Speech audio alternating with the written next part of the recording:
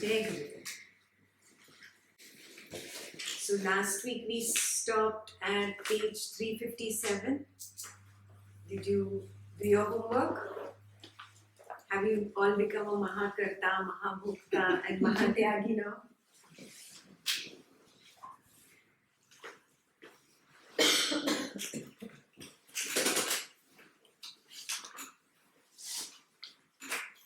So let's start with page 358. Rama asked, Lord, you know all the truths. When the ego sense is dissolved in the mind, by what signs does one recognize the nature of Sattva? Vasistha said, such a mind, O Rama, is untouched by sins like greed and delusion, even under the worst provocation. Virtues like delight in the prosperity of others do not leave the person whose ego sense has been dissolved. The knots of mental conditioning and tendencies are cut asunder. Anger is greatly attenuated and the delusion becomes ineffective. Desire becomes powerless. Greed flees. The senses function on an even keel, neither getting excited nor depressed. Even if pleasure and pain are reflected on his face, they do not agitate the mind, which regards them all as insignificant. The heart rests in equanimity. The enlightened man who is endowed with all these virtues effortlessly and naturally wears the body. Being and not being, like prosperity and adversity, when they follow each other, creating diverse and even great contradictions, do not generate joy and sorrow in the holy ones. Woe unto him who does not tread this path to self-knowledge, which is within reach if he directs his intelligence properly. The means for crossing this ocean of samsara, world appearance, or the cycle of birth and death, and for the attainment of supreme peace are inquiry into the nature of the self. Who am I? And of the world, what is this world? And of the truth, what is truth? Your own ancestor, Ikshvaku, even when he was ruling his kingdom, reflected within himself one day, what may be the origin of this world, which is full of diverse sufferings, old age, death, pain, pleasure, and delusion? He could not arrive at an answer. So after having duly worshipped his father Manu, the son of Brahma, he asked him, Lord, your own will prompts me to place a problem before you. What is the origin of this world? How can I be free from the samsara? Manu replied, when you see here does not exist, my son, none of it. Nor is there anything which is unseen and which is beyond the mind and the senses. There is but the self which is eternal and infinite. What is seen as the universe is but a reflection in that self. On account of the energy inherent in the cosmic consciousness, that reflection is seen here as the cosmos and elsewhere as living beings. That is what you call the world. There is neither bondage nor liberation. The one infinite consciousness alone exists, neither one nor many. Abandon all thought of bondage and liberation and rest in peace. So the question itself is very interesting. When the ego sense is dissolved in the mind, by what signs does one recognize the nature of sattva? Are you seeing this ego sense getting dissolved in the mind? Matlab, ego is fake, it's not real. It comes up temporarily, it shows some colors. Right now, there is a different kind of ego. Last week, there was a different kind of ego. Next week, there will be a different kind of an ego. Have you noticed this? Yes. Ego changes flavor. And What determines its latest flavor? Its latest attachments, current attachments. Take your mind back to 5 years ago. Wasn't it different? The attachments were different. The flavor of the ego was different. So, are you seeing this? Ego does not really exist. It's fake. It's just in this moment, new attachments, I hold on to that conditioning and it's there, but it does not really exist. Has this started opening up a little bit, at least? Okay. That it is fake. It is really not there. That is why when you sleep, in deep sleep, where is your ego? If it was there, it should be there also, no?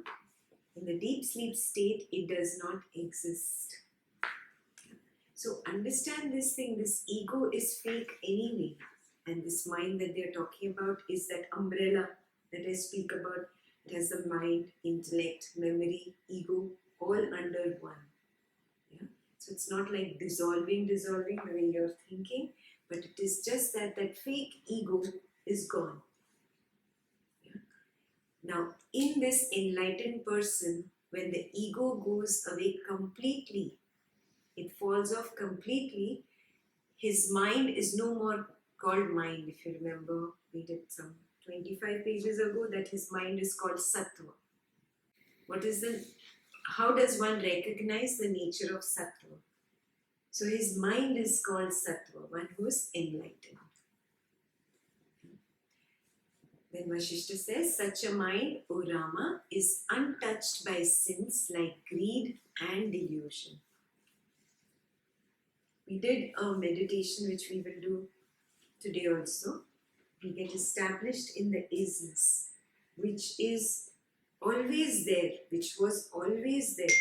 But we were so lost in this external people, situations and things that we are not aware of this isness. Yeah? So when you get established in this isness, these little attachments, conditionings, they don't matter to him. He's so centered. He's unshakable. That is why greed and delusion do not arise in such a way. Even under the worst provocation. Virtues like delight in the prosperity of others do not leave the person whose ego sense has been dissolved. He doesn't think anymore for I and mine because he's taken that step back and established in the self. So I, mine are just thoughts. I want this, I don't like this. He does not give any importance to these. Now he's so established in the self, these start losing power because he's not interested in this anymore. And they become weaker and weaker and weaker and seldom arising. Because he's so established. And it's exactly the way I'm describing it to you. Just taking that step back and really seeing, oh, it is just a thought in the mind. A few months ago I had some other thought. A few years ago I had some other thought. It is not important. It does not shape who I am. I am always this self. And he gets established in it. Of course, he has, through his spiritual journey, recognized that this is stronger than these small little wishes and desires and dveshas and anger and hatred and blah, blah, blah that is going on. Very clear? So whatever happens here is of no importance. That's why greed is not important, delusion is not important, and virtues like delight come up automatically. The knots of mental conditioning and tendencies are cut asunder. Anger is greatly attenuated and the delusion becomes ineffective. Naturally, anger also is here. All these silly thoughts, silly ragas and dveshas create the anger, and delusion is also here. Here there is no delusion when you are established in the self, established in Sakshi, established in that one, that consciousness that you are. Everything is here and he observes it like a drama without reacting to it. He doesn't jump into the fire and become one with it. So there is no anger. He doesn't jump into the fire and become one with the delusion anymore. He's learned to be here. Very, very clear?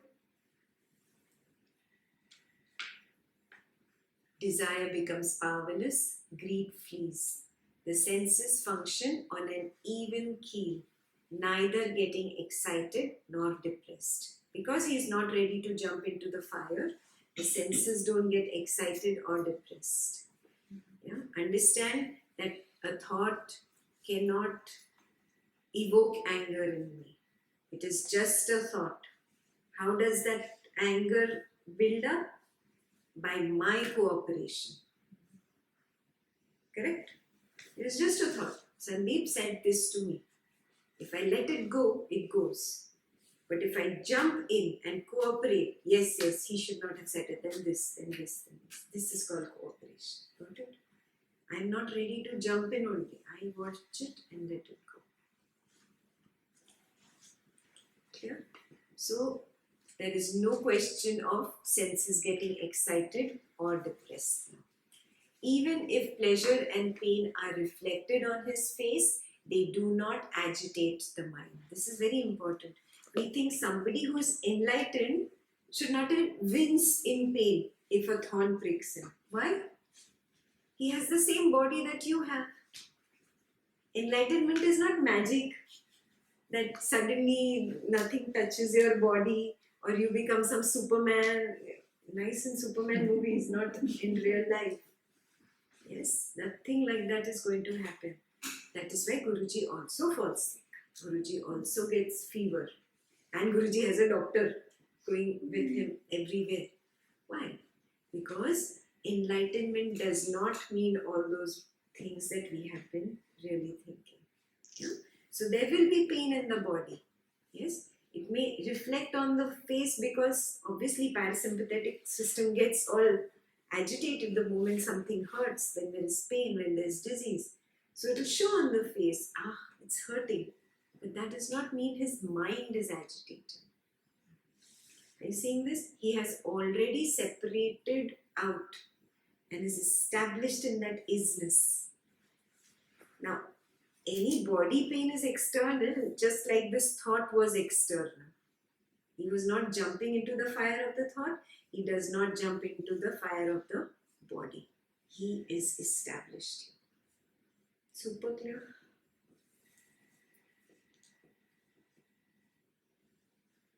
They do not agitate the mind, which regards them all as insignificant. The heart rests in equanimity. The enlightened man who is endowed with all these virtues effortlessly and naturally wears the body. Yeah, this is very important. He does not think I am the body.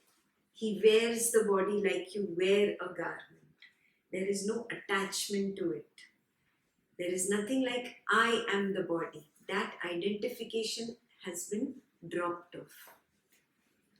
Being and non-being, like prosperity and adversity, when they follow each other, creating diverse and even great contradictions, do not generate joy and sorrow to the holy ones. Basically, opposites do not affect him. What happens to us? Some sukha, we jump up, we are excited, so happy. One little dukkha and we're down in the dumps. These opposites do not affect him. Yeah? He's just running on an even keel. You've talked about this before, I think. I've read it in some places too. They'll still express anger, for instance. How does that work then? So they're not interacting with the thought that triggers the anger. They're still established. No, the anger is not out of dvesha. It is because it is required in that situation. Maybe a cuckoo person is doing too much mess and he just needs to be, you need to stop right there. There is no real anger. It's an expression for firmness to be expressed in that situation. But inside, there is no fire burning. Got it? Like a mother getting mad at the child. Yes. So, So it's not she's like not, she's not. she's not burning in fire and angry really. She's just like instilling discipline. That's what most of the sages would do. Yeah. I remember once in TTC Guruji came and became very angry with us and we were all scared. Because they used to go to sleep in Ashtavakra class.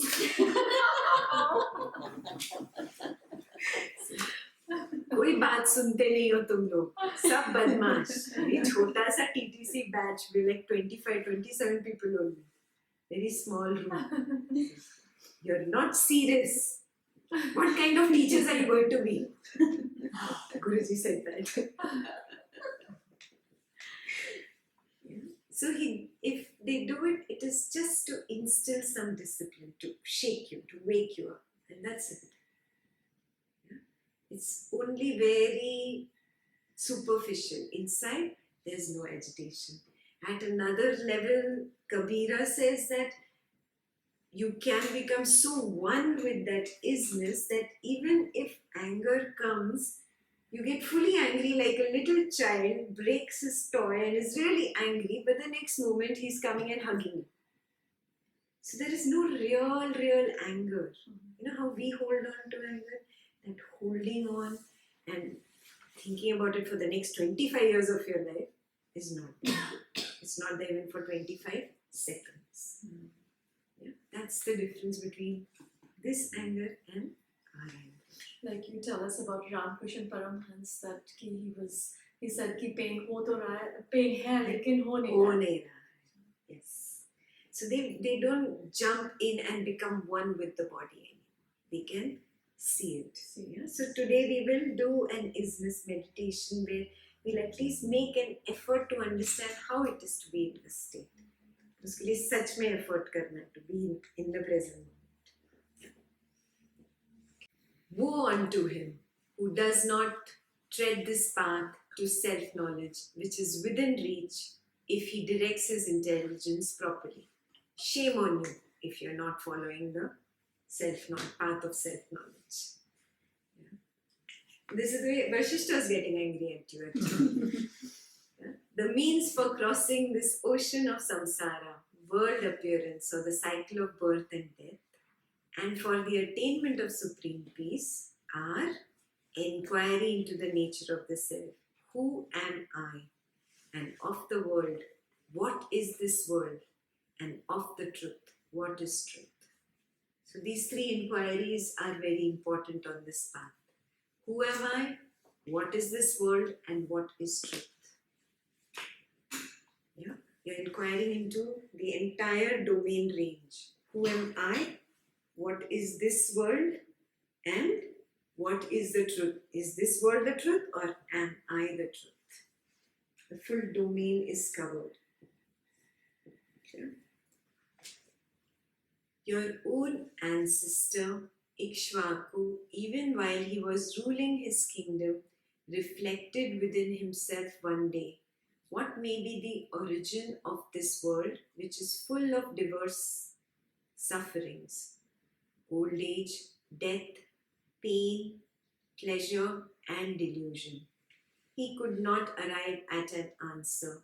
So after having duly worshipped his father Manu, the son of Brahma, he asked him, Lord, your own will prompts me to place a problem before you. What is the origin of this world? How can I be free from this samsara? Manu replied, what you see here does not exist, my son, none of it. Nor is there anything which is unseen and which is beyond the mind and senses. There is but the self which is eternal and infinite. What is seen as the universe is but a reflection in that self. On account of the energy inherent in the cosmic consciousness, that reflection is seen here as the cosmos and elsewhere as living beings. That is what you call the world. There is neither bondage nor liberation. The one infinite consciousness alone exists. Neither one nor many. Abandon all thought of bondage and liberation and rest in peace. Everything is just like a big ocean which reflects. Okay? It is just one Brahman consciousness. The Brahman consciousness is like a mirror, just imagine. Yeah? And its own Maya is reflecting in that mirror as diverse beings. It's just a reflection. Really, only that mirror exists. Nothing else exists. That reflection in that is not true. Similarly, only the Brahman consciousness or the self exists. Everything else is just a figment of my own mind. Yeah? The more I get established in the isness, in the self, I start seeing that a thought comes and I am the person who makes this thought materialize in life. And if I decide that I'm not going to do it, when a thought comes and I don't give it any importance, it dies. This becomes more and more real, and you get more and more established in the one who's perceiving this entire drama.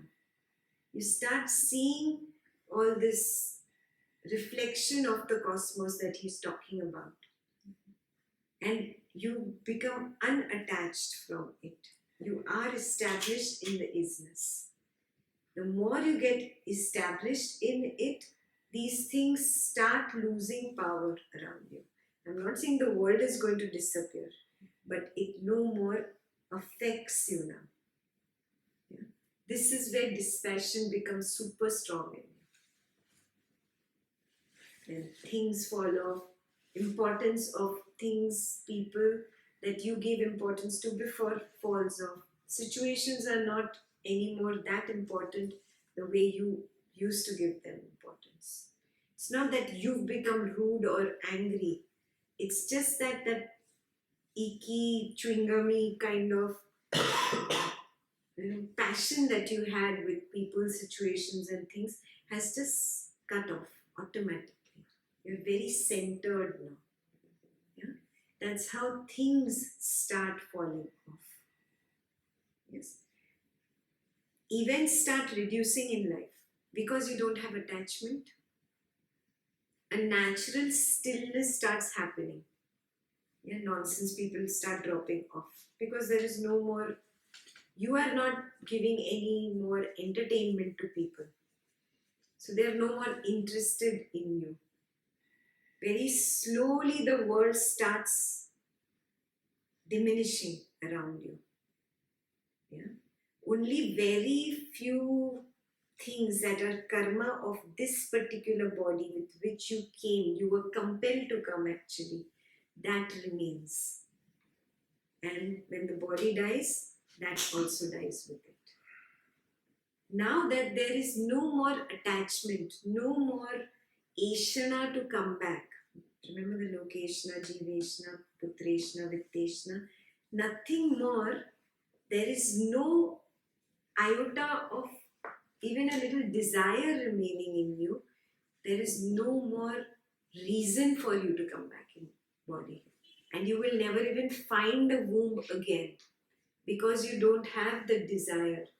You've raised yourself to that level of sattva that you can't even find an equivalent womb. We've talked about wombs, right? So there is no more coming back. That's when you realize that bondage and liberation also is just of the mind. You were always this self. You just got so colored by everything that drama started happening and increasing multifold around you. Because you withdrew your power from the drama starts dropping, diminishing, comes to a point where there is no more drama left. Yeah. That's when there is no more interest in that outward life, no more jiveshana.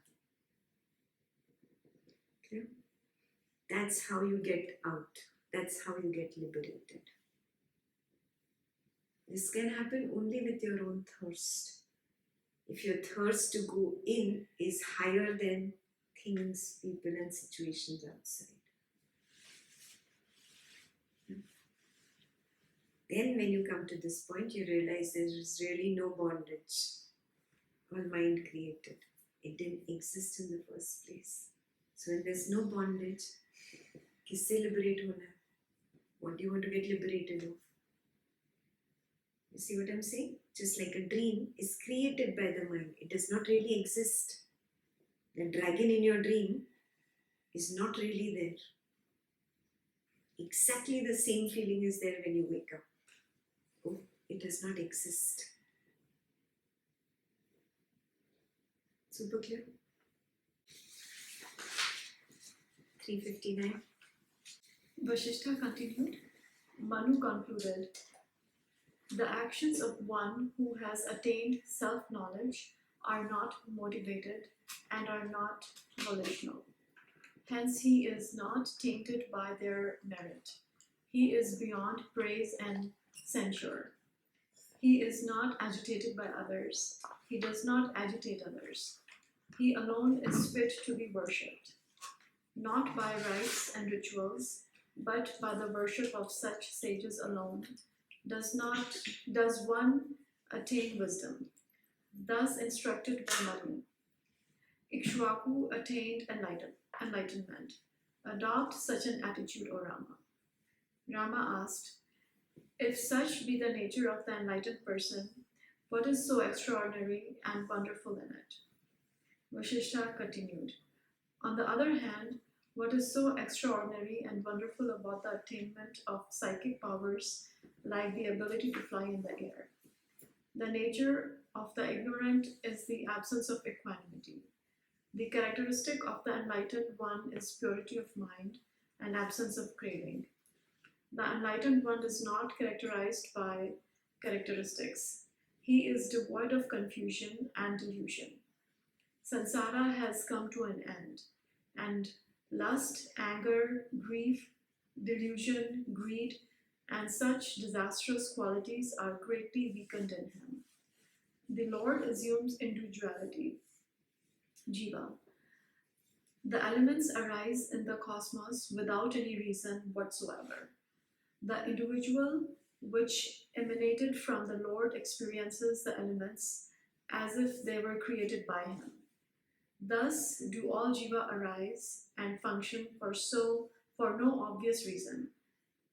But from then on, their own individual actions become the causes for their subsequent experience of pleasure and pain.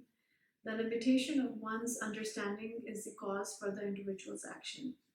One's limited understanding and one's own notions are the cause of bondage, and liberation is their absence. Hence, abandon all notions.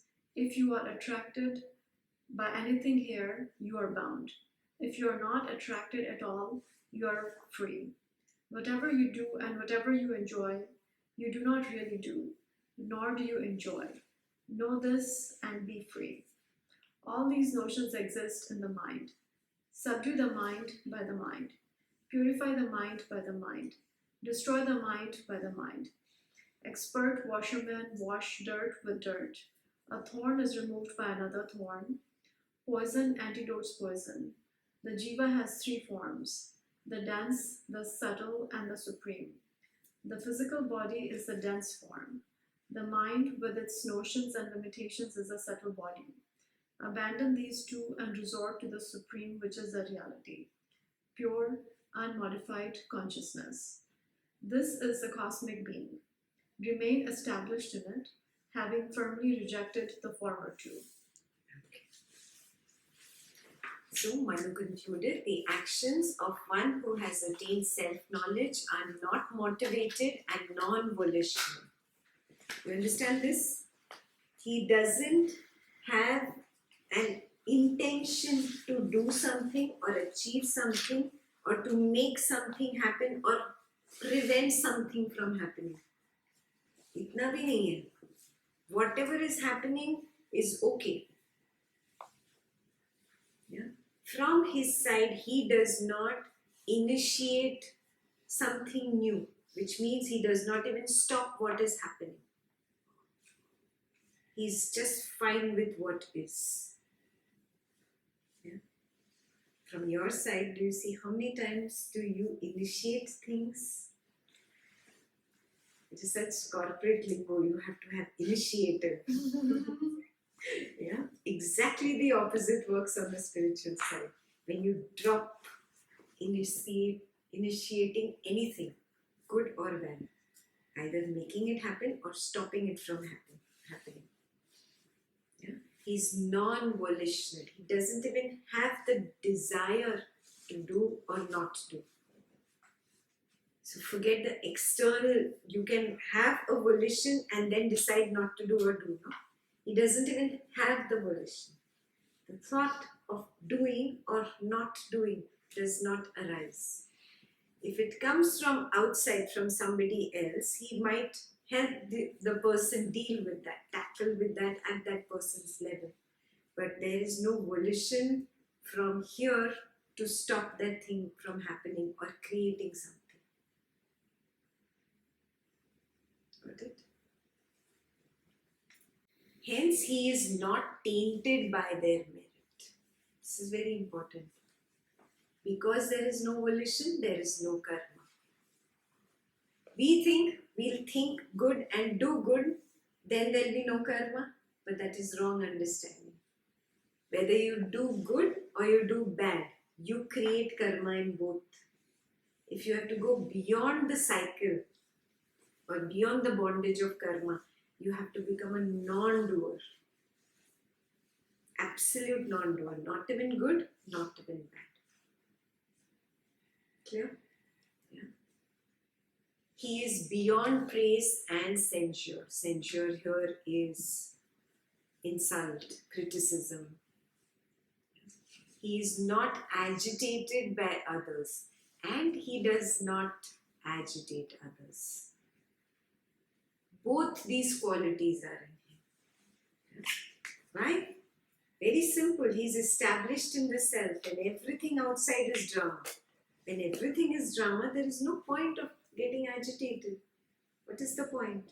And how can that external drama agitate the self? He is established in the self, completely immovable, unshakable. He alone is fit to be worshipped, not by rites and rituals, but by the worship of such sages alone does one attain wisdom. Again, this is where all that wrong understanding has happened, that you have to just go serve the master and that's it. Your job is done. You will get enlightened. What worship means, really follow. Like the sage is in the self and has dropped all this drama of the samsara, you become like him. That is the biggest worship, following his teaching. Yeah? He leads by example. Thus instructed by Manu, Ikshvaku attained enlightenment. Adopt such an attitude, O Rama. Rama asked, if such be the nature of the enlightened person, what is so extraordinary and wonderful? Yeah, big deal. No wings, no flying in the air, no halo. But only these qualities. What's so great about it? So Vasistha continued. On the other hand, what is so extraordinary and wonderful about the attainment of psychic powers like the ability to fly? There's nothing great about it, he's saying. The nature of the ignorant is the absence of equanimity. This is very important. And that's homework for you. Is that your nature? Is equanimity present or absent? Check. Homework number 1. Then you know the label that Vasistha put on you. Yeah, what is equanimity?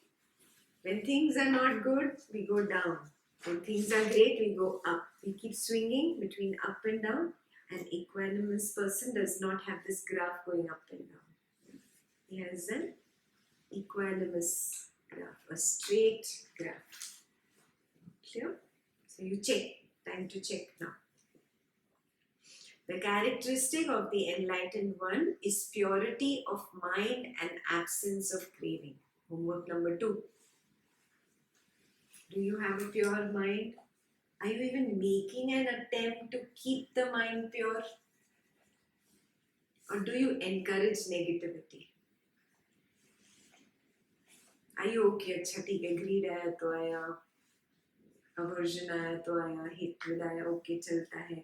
Do you have that chalta hai attitude, or has that chalta hai attitude dropped and you become very, very clear that no, I have to keep my inner environment pure? Check. This is check you have to do. Homework number 2, that is. The enlightened one is not characterized by characteristics. This is very important again because you think that outside there will be some change. Outside he is going to look like a simple human being. You cannot figure out from outside. It's inside that has changed. Yeah? That wavering has gone, that shaky mind is gone, that ups and downs in his inner environment and mood is gone. He's absolutely still and calm and unagitated inside. So outside you will never be able to know. Even Arjuna asked Krishna, no, what are the signs of a sthita prajna? Yeah? Externally you will never know. All the signs that are described are internal. Yeah? So he cannot, the enlightened one is not characterized by characteristics. He is devoid of confusion and delusion. Samsara has come to an end. And lust, anger, grief, delusion, greed and such disastrous qualities are weakened in him. This I explain how samsara has come to an end. No? That is very clear. How this entire, जैसे हिंदी में बोलते हैं ना, पूरे फैले हुए हो तुम, तो पूरा समेटने लगता है automatically. Yeah? Because you're so scattered because of attachments in the world. All these attachments start dropping and he starts just withdrawing from everything very naturally. And that's where everything loses power. And he's centered within himself. That's what Guruji says, become centered, that is the moving. The more you keep, scattering yourself in vasanas in the samsara, the more away from the center you go. The more you can drop and come back and just be with what is, the more you become centered. Okay. That's how samsara has come to an end. Many people misunderstand that everything outside is going to end. It doesn't end. The drama ends. Attachment ends. Yes? He is totally centered and he's got nothing to do with the samsara anymore. So when he's got nothing to do with the qualities which are mentioned in the next line, stay. Greed, delusion, anger, lust, everything drops off naturally. The Lord assumes individuality or jiva. The elements arise in the cosmos without any reason whatsoever. And the individual which emanated from the Lord experiences these elements and objects as if they were created by him. Thus do all jiva arise and function for no obvious reason. What is the purpose of your life? Everybody is on this big mission to find the purpose of their life. What is the purpose of your life? Right there. For no obvious reason. See how your ego becomes puss. It's punctured right now. It wanted some big purpose in life. I am special. I don't know about my neighbor. But I want to be special. There's no purpose. There is no obvious reason why you are here.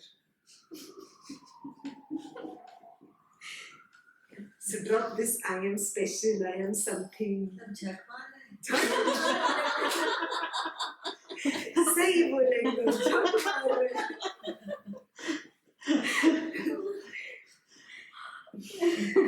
अच्छी तरह से झक भी नहीं मार रहे। वो भी अच्छी तरह से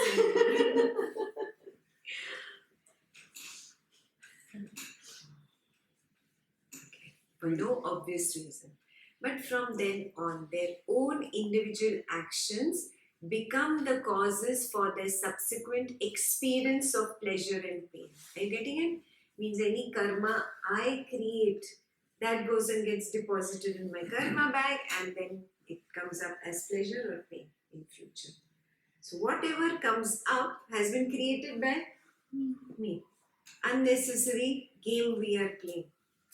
The day you realize, oh, I am only playing this silly game with myself.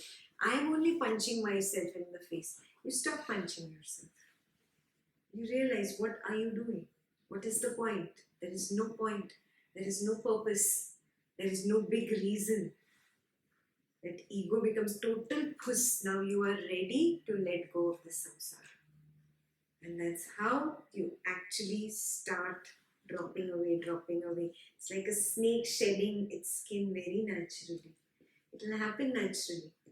You don't have to force yourself or push yourself now. This should happen to me. No. It will very naturally happen when you realize it's futile. There is no great purpose. And when the samsara drops off, you automatically stop moving out anymore. You just move within. The circle starts collapsing within itself and just remains one dot. Yeah? And that dot also vanishes at death. And there is no coming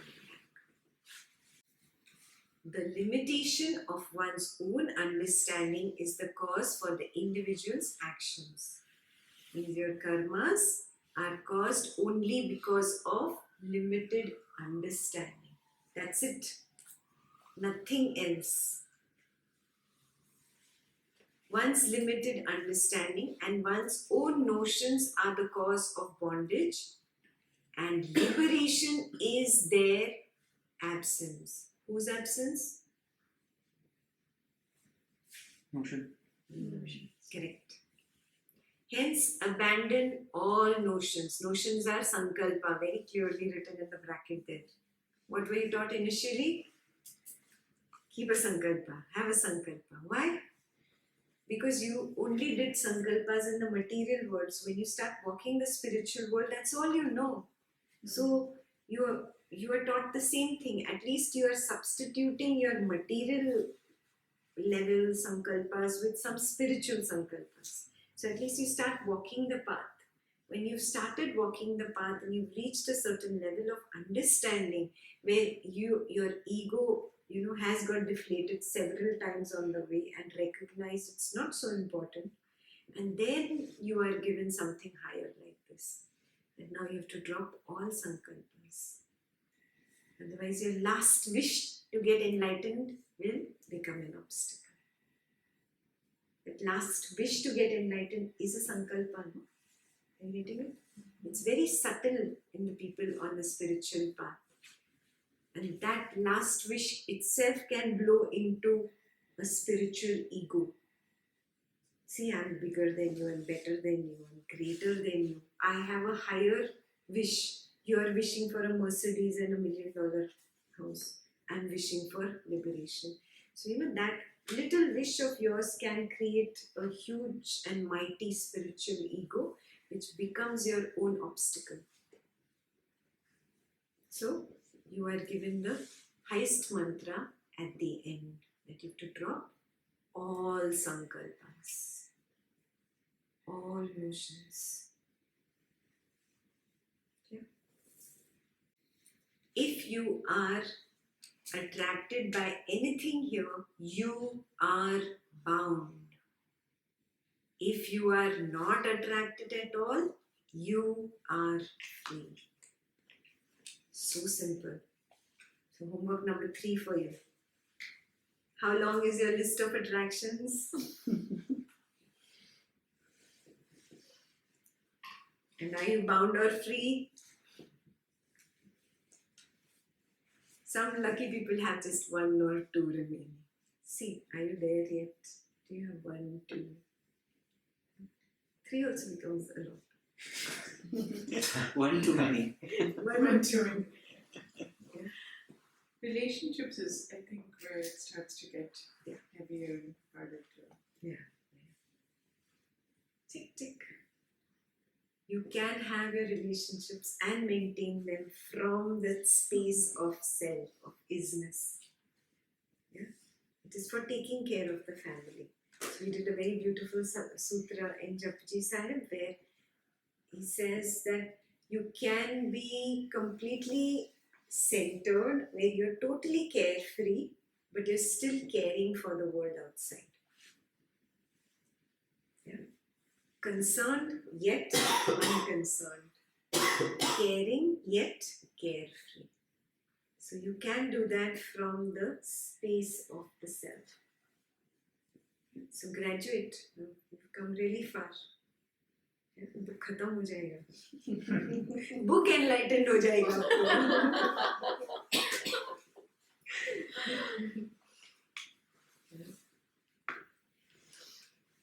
Whatever you do and whatever you enjoy, you do not really do, nor do you enjoy. Know this and be free. This is so important. You feel you enjoy, your car and your golf. You feel you are enjoying it. Now he is saying you do not enjoy it. You just feel you enjoy it. Isn't this something? Yeah. We look within. Really, is this true? Really go within and check. Yeah. On the superficial level, I feel I enjoy it.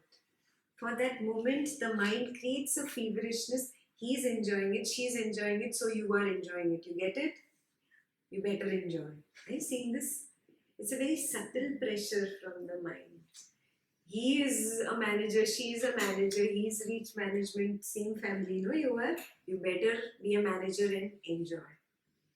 Feel happy about it. Really, it is not there. It is a false sense given by that false ego. Really check. There is no sukha in that so-called sukha. It is not there. I just feel it is there. I run behind it. I get it and then I realize it, but my ego does not want to accept it because I built such a big empire doing the same thing.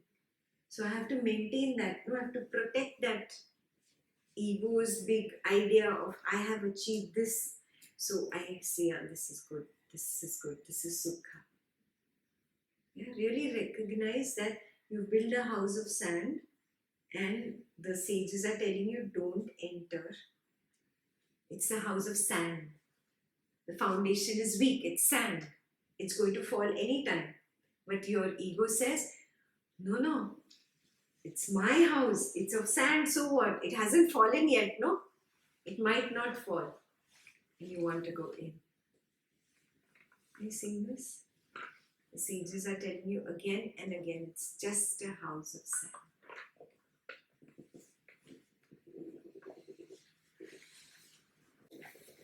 All these notions exist in the mind. Subdue the mind by the mind. Purify the mind by the mind. Destroy the mind by the mind. Expert washermen wash dirt with dirt. A thorn is removed by another thorn. Poison antidotes poison. The jiva has 3 forms: the dense, subtle and supreme. Physical body is dense, mind with its notions and limitations is subtle. Abandon these 2 and resort to the supreme, which is the reality, which is pure, unmodified consciousness. This is the cosmic being. You remain established in it and having firmly rejected the former 2. Yeah. There is no other option. There is no other option. Otherwise, you will be stuck in samsara.